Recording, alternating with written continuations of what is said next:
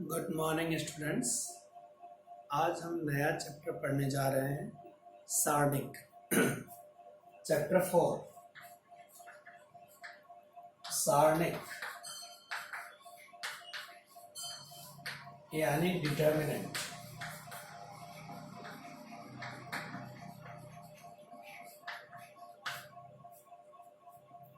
सारणिक वास्तव में होते क्या है? सारणिक किसी भी वर्ग अवयव का एक संख्यात्मक मान होता है। हम जानते हैं कि वर्ग अवयव को प्रसार नहीं कर सकते, यानी वो जैसा लिखा है वैसा ही लिखा रहेगा बड़े ब्रैकेट के अंदर। लेकिन जहां बात सारणिक की आती है, सारणिक जो है वो उस वर्ग अवयव को एक विशेष प्रकार से लिखकर उसका प्रसार करने से प्राप्त एक संख्यात्मक मान होता है। तो सारणिक किस तरह से होता है? ये एक वर्ग अवयव का ही रूप है, लेकिन संख्यात्मक मान। जैसे हम कोई ए ले, अवयव, ये 1 2 3 4, ये 2/2 का एक वर्ग अवयव। तो यदि हमें इसका सारणिक दर्शाना होगा तो हम इसे डिटर्मिनेंट ए में इस तरह से लिखें, या फिर लिखें डिटर्मिनेंट ऑफ ए, इस तरह से लिखें। और इसे मॉडुलस वाले जो दो खड़े डंडे होते हैं उससे रिप्रेजेंट करें। अब इसका संख्यात्मक मान किस तरह से मिलेगा? पहले इसका इससे गुणा होता है, तिरछा, 1 × 4, 1 का 4 से गुणा, तो 1 × 4, फिर माइनस का चिन्ह लगता है और 2 का 3 से गुणा, तो 2 × 3, 4 - 6 यानी -2। तो ये इस सारणिक का संख्यात्मक मान होगा, यानी एक वैल्यू होगी। जबकि हम इसका प्रसार नहीं कर सकते, ये जैसा है वैसा ही रहेगा। ऐसे 3/3 का हो सकता है। तो दूसरे शब्दों में कह सकते हैं कि जो सारणिक होता है ना, वो हमेशा वर्गाकार ही होता है, यानी या तो 2/2 का होगा, 1/1 का होगा, या 3/3 का होगा, या 4/4 का, 5/5 का, इस तरह से। आपके सिलेबस में दो ही टाइप के हैं, 2/2 और 3/3। इससे ज़्यादा ऑर्डर के अपने पास नहीं है। तो ये अपने कहलाते हैं सारणिक। तो सारणिक वास्तव में क्या है? किसी भी वर्गाकार अवयव का एक संख्यात्मक मान, उसी को सारणिक कहा जाता है। लिखने का तरीका भी वैसे ही है जैसे कि अवयव में यानी मैट्रिक्स में होता है, यानी इसके अंदर भी पंक्तियां पाई जाती हैं, स्तंभ पाया जाता है, लेकिन पंक्ति और स्तंभों की संख्या बराबर होती है। तो यानी वर्गाकार आकृति के ही ये होते हैं। तो इस प्रकार से अपना ये सारणिक कहलाता है। अब किसी सारणिक का, जैसे 3/3 का हमारे पास है और उसका एक्सपेंशन करना है, प्रसार करना है, तो किस तरह से उसका प्रसार किया जाए?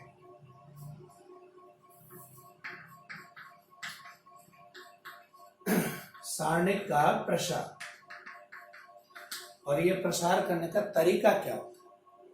तो देखिए, लेते हैं अपन एक डिटर्मिनेंट ले लिया जिसमें मैंने A1 B1 C1, A2 B2 C2, A3 B3 C3, ये 3/3 का मैंने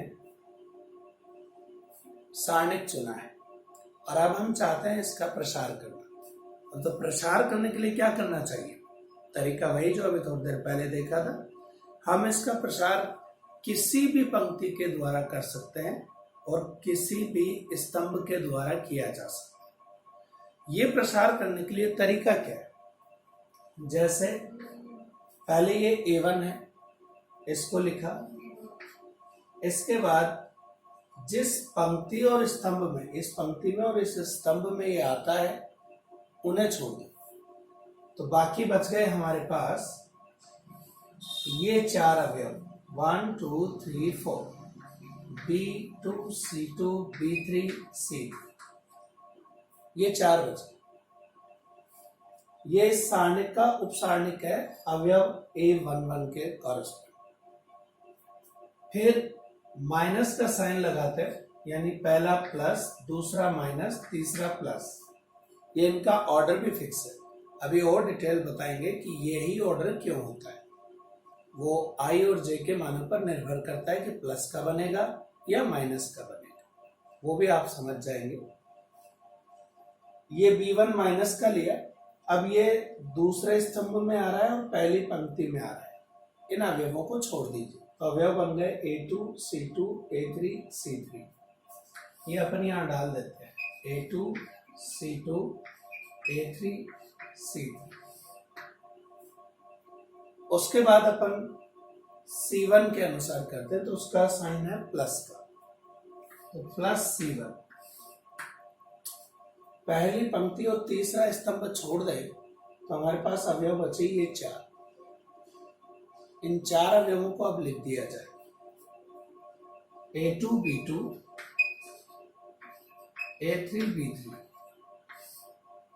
और अब अपन इनका प्रसार करते हैं। A1 इंटू, पहले इसका इससे इंटू करें तो क्या बनने वाला है, B2 का C3 से इंटू करें, B2 C3। फिर फॉर्मूले का माइनस डालना है, C2 का B3 से इंटू करें तो B3 C2। इसके बाद माइनस B1 लिखा, A2 का C3 से इंटू किया जाए,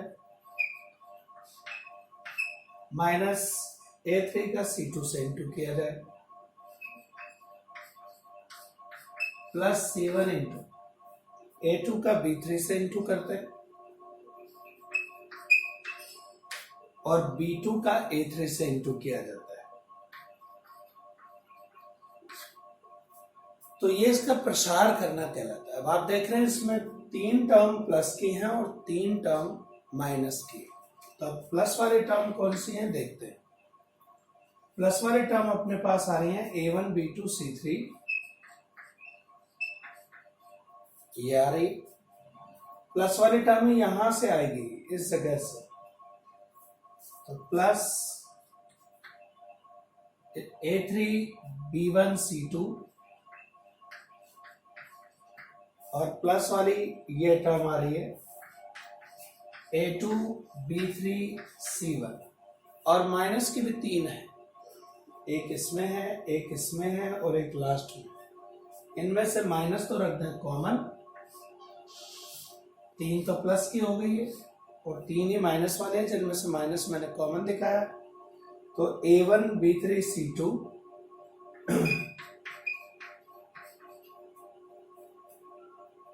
A2 B1 C3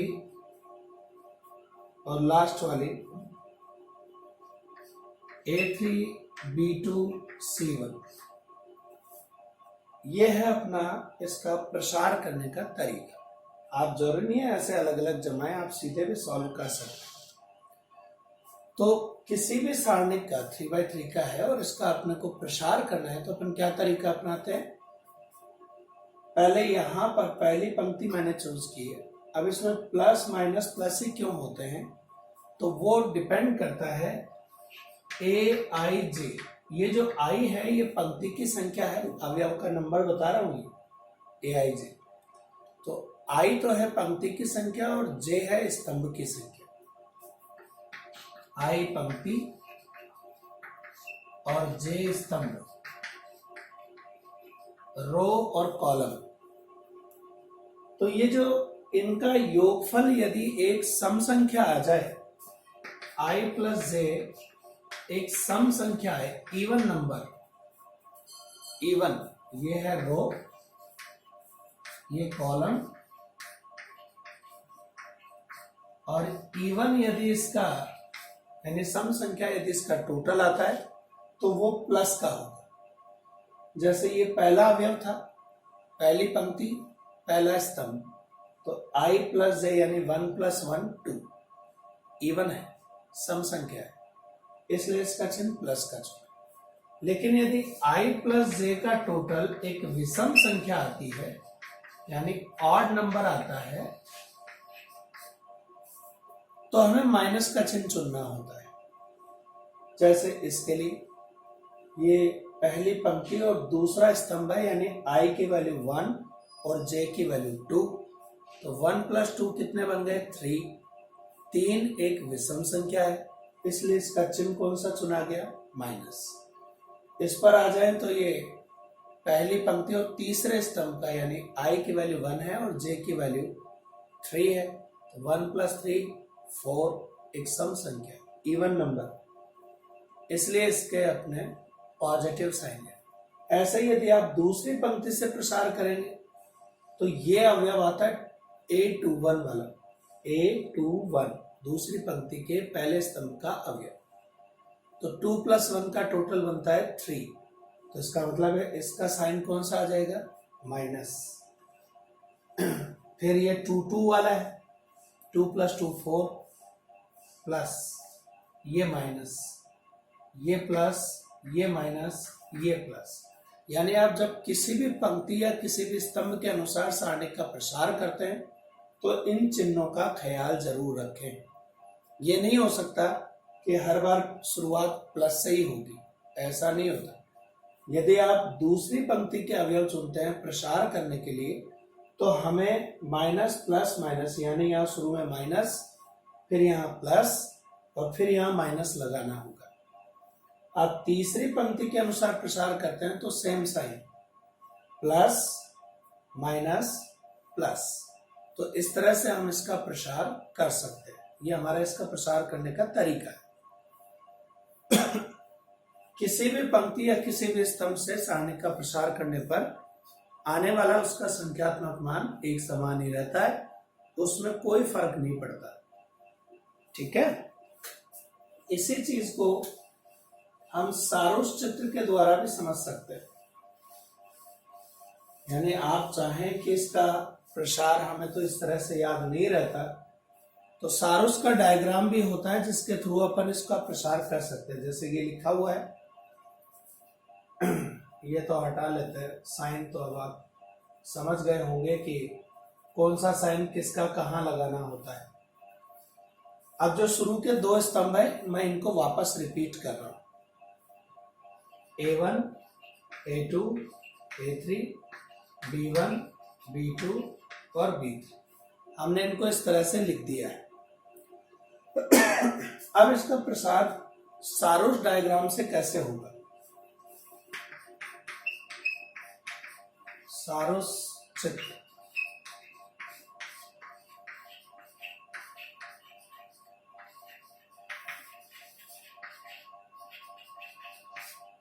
ये किस तरह से चलता है तो उसको भी देख ले। सबसे पहले यहां से शुरुआत की, पहले ये वाली पंक्ति के तीनों अवयव, यानी ये जो डायगोनल बना है इसके तीनों अवयवों का आपस में गुणा करो, A1, B2, C3, फिर प्लस का चिन्ह डाल दो।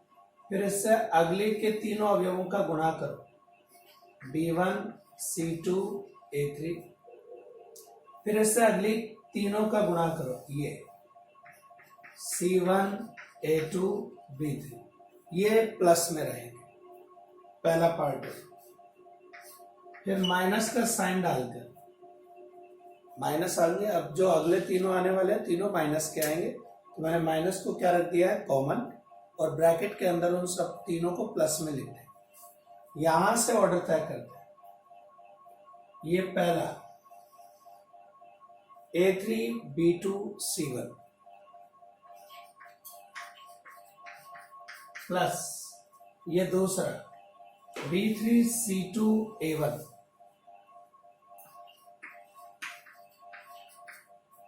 और ये तीसरा C3, A2, B1,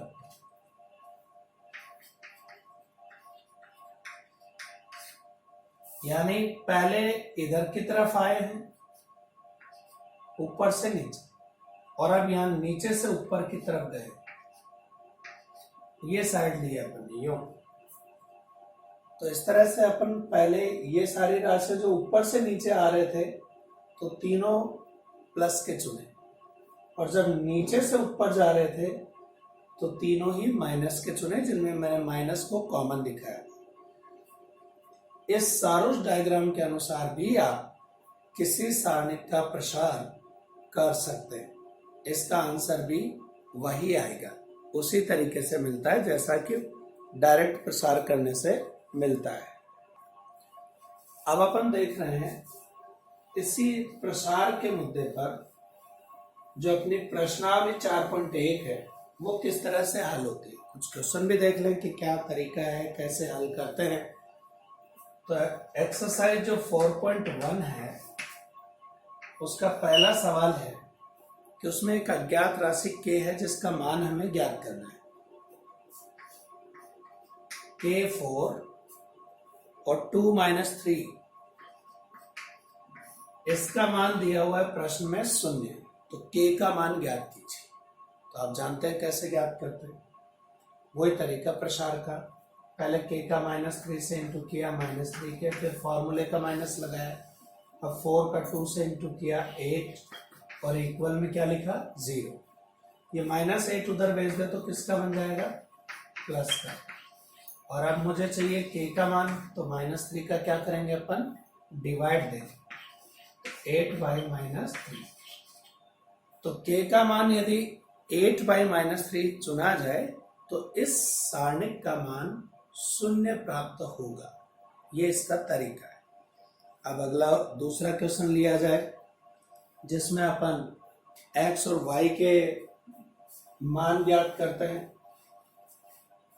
जैसे हमारे पास दो सारणिक हैं, तीसरे क्वेश्चन की हम बात कर रहे हैं जिसमें पहले सारणिक में है हमारे पास 2 3yx 2 3yx, ये चीज दे रखी है हमें बराबर 4, और दूसरा है x y 4 2 जिसकी वैल्यू है 7, और आपसे कहा गया x और y निकाल।